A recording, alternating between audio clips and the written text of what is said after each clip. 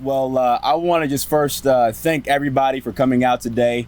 I think our COO, Bonnie Teeuwen, ordered some good weather for us. It's not snow, so I'm pretty happy about that. But we are just here today to talk about the work our administration has been doing since we took office on January 3rd to deliver on enhancing basic city services all across the city. And you probably heard me say this quite often since I took office, but our residents deserve high quality basic city services and a modern and responsive city hall. And our CEO, Bonnie Teeuwen, and her team have been working around the clock to deliver on that promise for all of our residents across the city. This afternoon, we're going to talk about three critical programs that we've been taking a look at to enhance those services across the community. Our park maintenance and properties program, our residential pothole repair program, and also the work that we're doing in conjunction with public safety to tackle and address illegal dumping across the community. We also recognize that it takes good talent across City Hall to deliver on the promise of delivering on good quality services. And we're excited to also announce today our new Director of Public Works, Frank Williams. All right. Let's give him a round of applause. Frank is not new to Cleveland. He served the administration before, and we're really excited to welcome him back home from our competitor down south in Columbus, Ohio. So to kick things off, I'm going to hand it off to our COO, Bonnie Teeuwen. Bonnie? Thank you, Mayor. You got it. Thank you. My name is Bonnie Teeuwen. I'm the Chief Operating Officer for the City of Cleveland. Happy to be here. I wish I could say that I was responsible for the weather conditions, but our team worked really hard making sure everything was fine for you guys. Speaking of our team, I'd like to introduce some of our management folks that's responsible. You've met Frank Williams, our Public Works Director, our Commissioner of Streets, Randy Scott. His assistants, Sharita Anglin, Yes. and Shelton Coleman. And then we have Commissioner Tony Scott. He's the commissioner of our parks. We have Toy Porch, our assistant commissioner. Jennifer Kipp, our arborist. Where's Jennifer? Right here. And then we have Tony Alexander. Todd, sorry, and Tamisha Chrisman. So those are the managers that are responsible for getting all this work done, and they've done a spectacular job working with this administration on looking for ways of improving our services.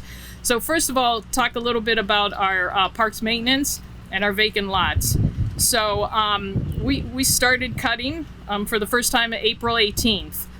We are complete cutting wards 1, 8, 16, and 17 with our vacant lots.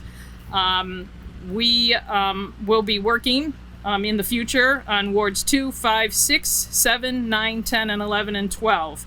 Working right now on those wards, performing cuts. Now, what are we doing different than we have in the past?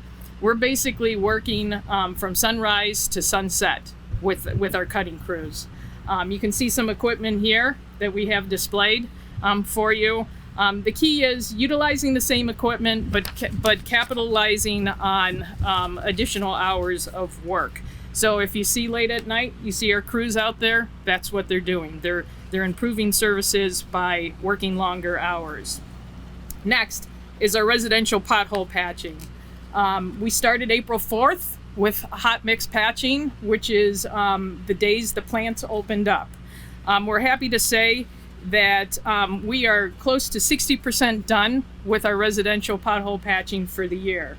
That's probably, last year at this time, we were at 26% complete of our residential patching. So we're making great progress.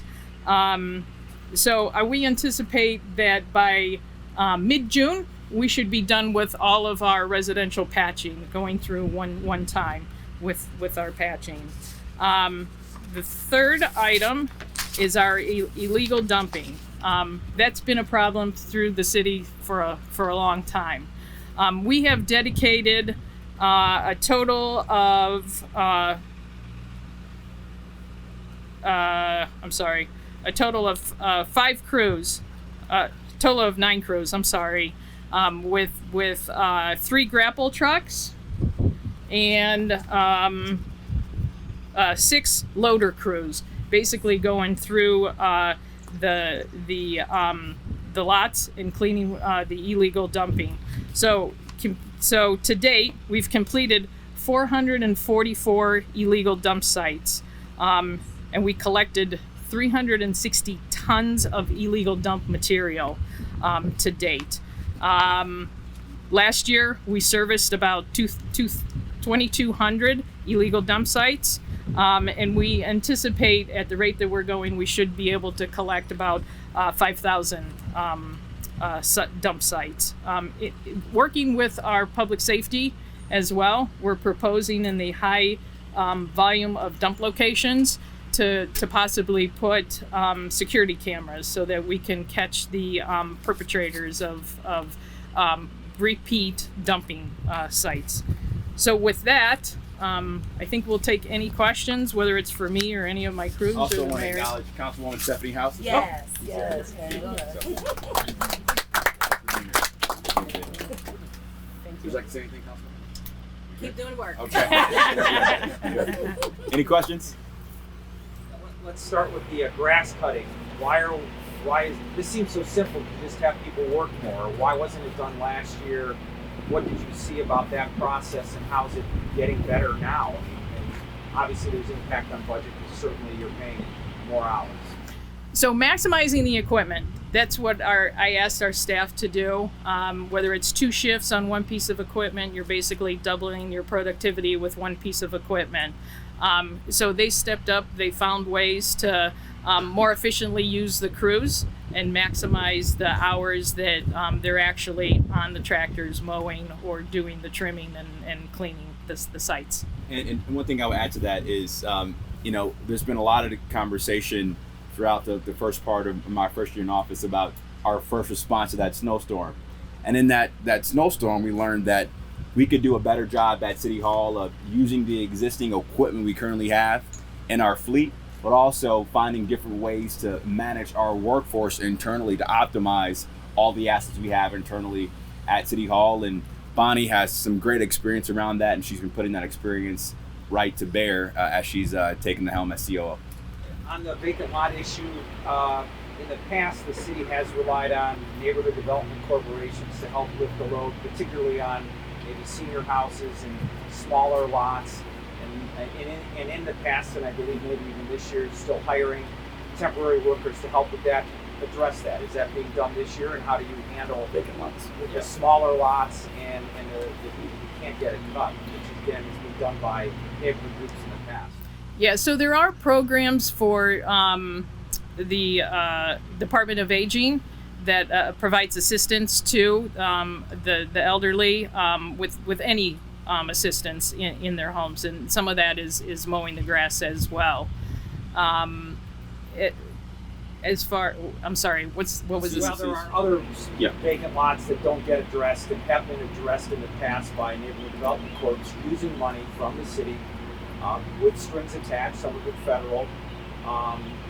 Is that continuing? Yep. I'm assuming. Yeah, so we do meet quarterly with all the CDC directors across all 17 wards across the community.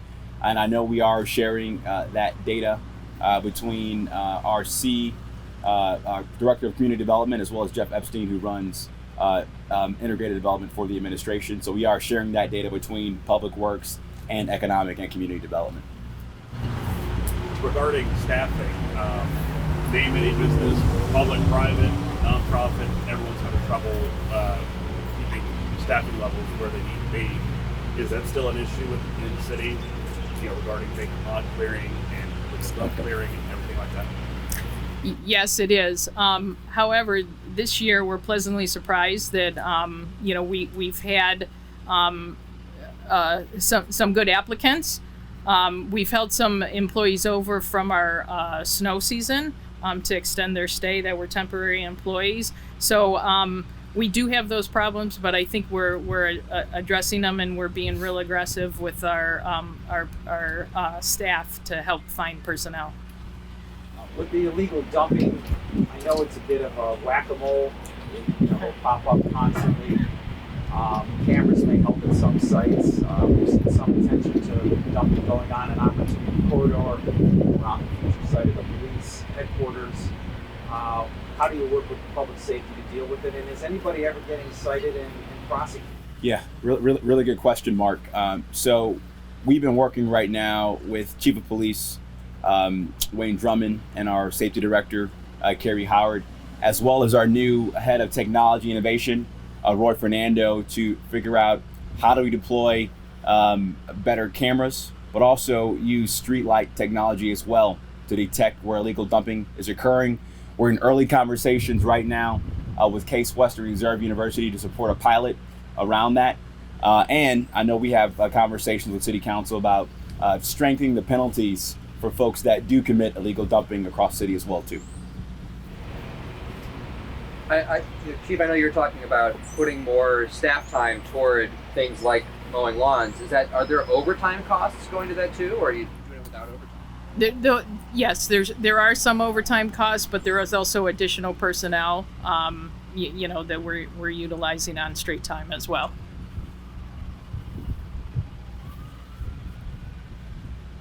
Any other questions?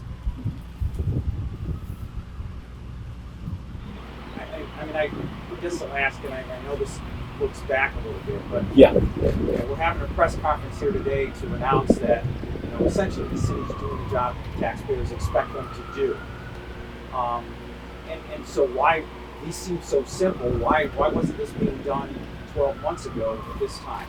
Why has this been so miraculous to figure out with some of these city administrators that were here from the previous administration? Well, I'm not going to reflect on what wasn't done a year ago. As mayor, one of my priorities was to overly communicate and be transparent with residents about what we're doing differently to improve on quality basic city services, but also highlight the good work of our great public servants at City Hall that are providing really good ideas for us to improve on service delivery. And that's my commitment, and we're going to continue to do stuff like this all across the community as things progress under a Bibb administration. One question on the vacant lots. How many touches do you expect them to get a year? From the mowing crews. We do about 3 cycles, 3 to 4 cycles. Yeah. So in the past, we've had 3 to 4 cycles, and you have to understand it's very weather dependent. Yeah. So our goal with the increase in number of hours that we're mowing is to increase that by 1. Whether if every day was like today, we'd get more cutting Absolutely. Good. Okay. Thanks, everybody. Appreciate it.